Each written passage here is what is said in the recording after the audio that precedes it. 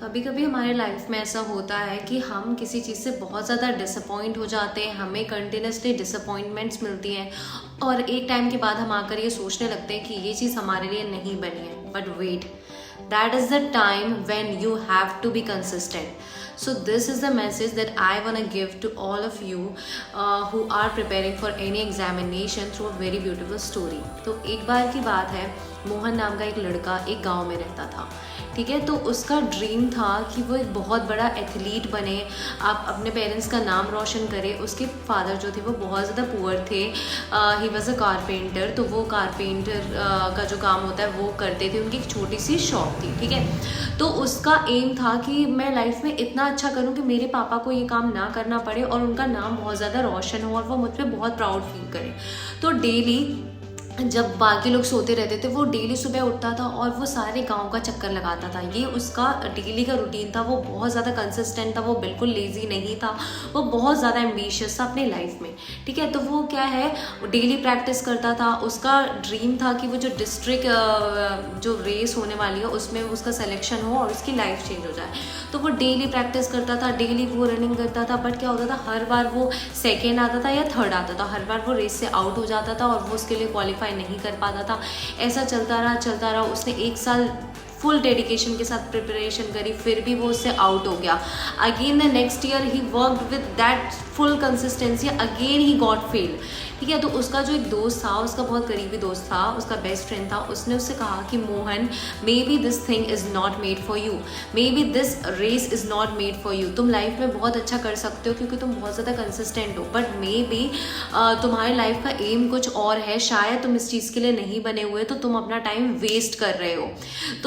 तो maybe you are not made for this. तो ये बातें जब मोहन ने सुनी तो वो बहुत ज़्यादा सैड हो गया और फिर वो क्या है, अकेला जाने लगा. ठीक है, फिर जंगल में अचानक से बहुत बारिश होने लगी.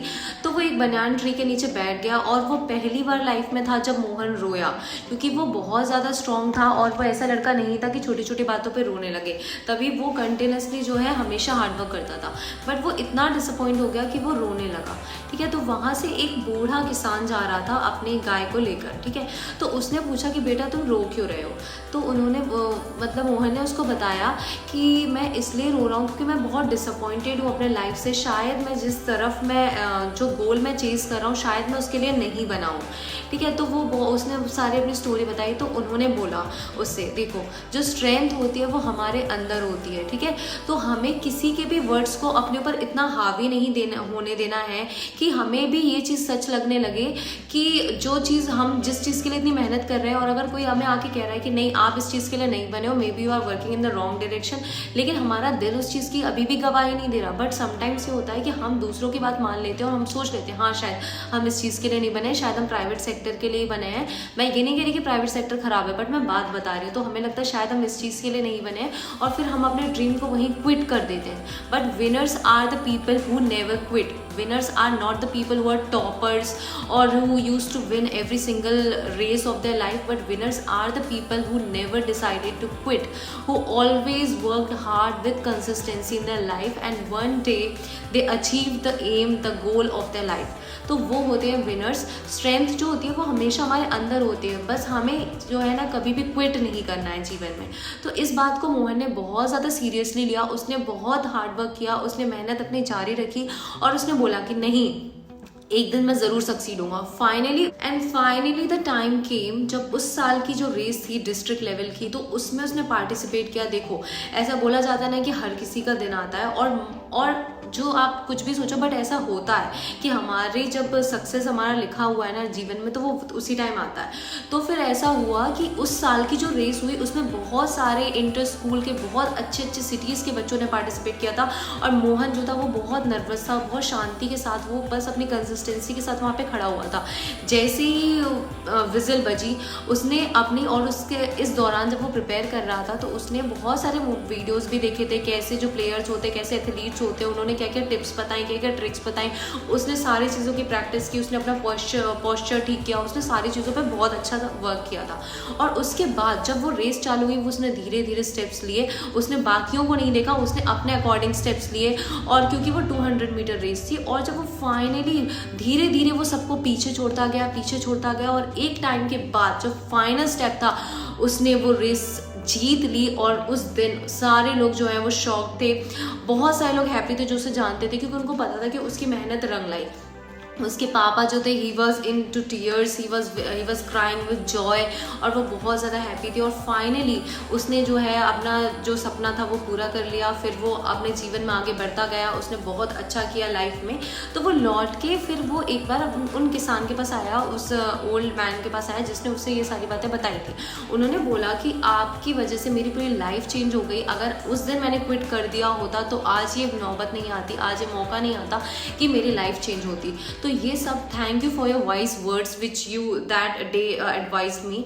तो उन्होंने बोला देखो, ये सारी स्ट्रेंथ हमारे अंदर होती है, हमको कभी भी अपने जीवन में क्विट नहीं करना है। अगर तुम उस दिन ही हार मान जाते तो तुम कभी भी लाइफ में So friends, the moral of this story is always choose not to quit because great things take time. ठीक है, just cause you can't see the results right away, just because हमको results नहीं दिख रहे हैं, इसका मतलब ये नहीं है कि हमारा टाइम वेस्ट हो रहा है। ऐसा होता है कई बार, हम एग्जाम के लिए प्रिपेयर करते हैं, हमारा एक बार में सिलेक्शन नहीं होता, 2 बार में सिलेक्शन नहीं होता, हमारे घर वाले कहने लगते हैं कि नहीं तुम इस चीज़ के लिए नहीं बने हो, तुम कोई प्राइवेट जॉब कर लो, तुम कुछ और कर लो। लेकिन अगर आपका